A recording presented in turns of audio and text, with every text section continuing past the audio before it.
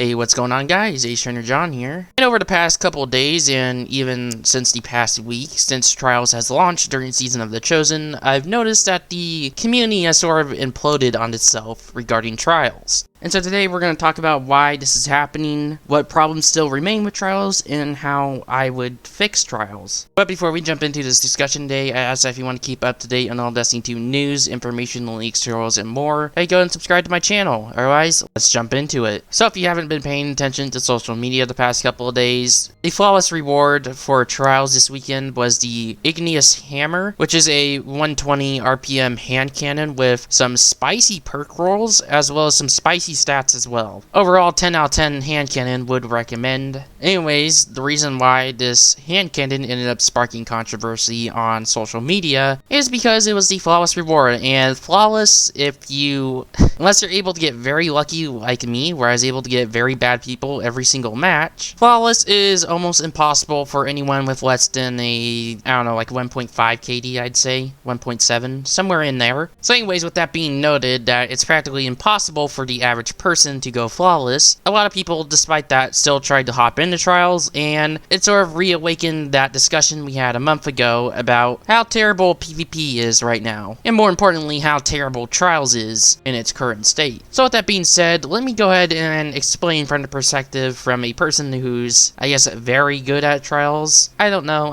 here's my stats on screen now, judge it as you will, but here, in my opinion, is what's wrong with Trials and how do we fix it. So first up, let's talk about loot incentive. So first up, I'd say, at least weapons wise, the loot incentive is pretty much perfect. You know, last weekend there were so many people playing Trials for the 3 wins to get that messenger. This weekend so many people were trying to play to get the flawless reward of the Igneous Hammer. I'd say the actual loot quality itself is good, at least on the weapon side. However, on the armor side, it's not so good. You know, I didn't go flawless last week. I did go flawless twice this week, but I didn't go last week. And at least from the people I heard that went flawless last week, they did not like their drops because it was armor pieces, and the armor piece was not dropping with very high stats. And I think the whole problem with armor in Destiny 2 runs deeper than low stats. I think dropping with higher stats is a band-aid fix, but it's a fix nonetheless. These armor pieces should be dropping with high stats. This is a very difficult in-game activity. I'll just say at the end of the day, there needs to be more done with armor. However, that is a whole discussion in itself, so I'm not going to go into depth in this video. But I think a good band-aid fix for now is at least guarantee 60,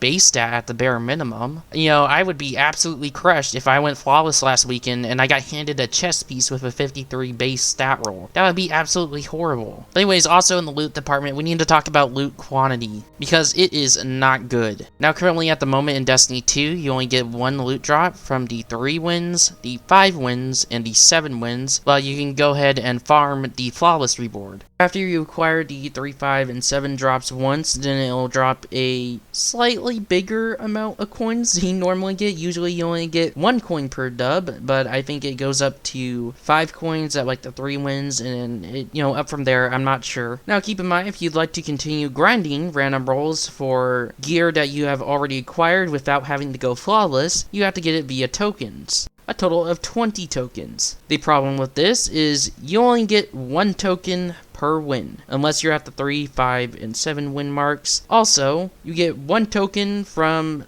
most bounties, other than the weekly ones. So unless you're either A, playing a hyper-specific playstyle, or B, getting a lot of wins, you're not going to get a lot of loot from Trials. And well, that's a major problem in not only a looter shooter MMO, like Destiny's trying to be, but it's also a major problem for anyone who is average at the game, like we outlined earlier. And I got a pretty simple solution towards this. Just make the reward system like Destiny 1 Rise of Iron. You got tokens for both winning and losing. Even though tokens didn't have a loot related use, they could still make it the same as Destiny 1. On top of this, there was 2 bounties that were available in Trials. I'm not sure if it was every day or every week, but there was 2 bounties available that would guarantee you 2 different pieces of loot, and they were very simple to do. On top of this, at the end of every single Trials match, whether it be win or lose, you had a chance to get a random piece of Trials gear. So because of this, even if you were subpar at the mode, you still had a chance to get some pretty banger loot. But anyways, one little bad thing I want to talk about the loot and how I fixed it is regarding the Adept Loot and the perk Celerity. If you're not sure what Celerity is, basically if you're the last member of your fire team, it has to be the last member of your fire team, you can't just be solo. You get increased target acquisition, increased handling and reload speed, and reduced flinch from incoming fire. And so because of this perk's very specific use, it is essentially useless 99% of the time. And so considering this perk is extremely useless, I have a suggestion. Why don't we make it like Destiny 1 again, the Destiny 1 Adept Trials loot, more specifically the Taken King Adept Trials loot. Now if you don't remember, on the Adept Taken King Trials loot, they all had a perk built in called Last Resort that basically did the same exact thing to a lesser extent. And I have to ask, why can't we just have that on Adept weapons in Destiny 2? I feel like these buffs, since they're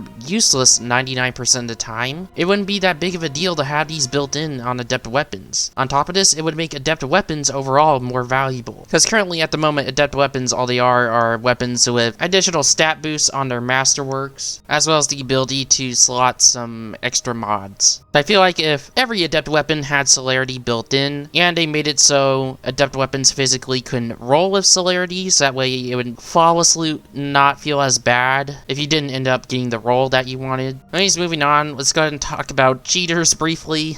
It's a big problem. I face a lot of cheaters this weekend. I don't have much to add, because I do at the end of the day realize that with the way Destiny 2 is coded, they can't just simply license a third-party anti-cheat and just slap it onto the game. They would have to essentially build their own from the ground up, and that's very difficult and expensive to do. However, when just talking about cheating and Trials, I think there's only really one real solution that they could do for now, and that is just put a paywall on it, man. Like, just make it connected, at least paywall-wise, to an expansion. I mean, at the end of the day, if there was a paywall, I think that would push a lot of cheaters away. I mean, at the moment, it probably wouldn't hurt free-to-play players because, let's be honest, free-to-play players are a minority, and on top of that, they don't really have much to begin with, and I don't really care. I feel like free-to-play players are ruining the game. Just overall, I feel like a paywall at the end of the day would force a lot of cheaters out of Trials. Because I do notice a lot of cheaters in Trials are free-to-play players. And lastly, one thing I'd like to touch on, I feel like it's not really a big issue, but I feel like it'd be a great solution if none of these other solutions came into the game, and that would be reducing the amount of wins on a card it takes to get to the Lighthouse. I feel like if they reduce the amount of wins required, whether that be down to 5 or 6, I feel like overall that would open the door for a lot of average players to get to the Lighthouse. As much as I like having super hardcore exclusive activities in Destiny, I do think every activity should be able to be completed by the average player. Now, don't spin my words here and take this as I want flawless loot to be handed out like candy. No, that's not what I want. Obviously, it'll still take a lot of work. You still need to get the 5 wins without losing, or 6 wins without losing. And you still have the possibility to face a lot of sweats along the way because of the card-based matchmaking. I think at the end of the day, if there was a reduced win requirement to reach the Lighthouse, it would get a lot more people playing Trials, and Trials would feel less frustrating. But anyways, this was Ace here and John. If you liked this video, go ahead and give it a like. Go ahead and let me know in the comments down below, what would you think about a reduction in wins on a Trials card required to get to the Lighthouse? Anyways, I'll see you in the next one. Peace.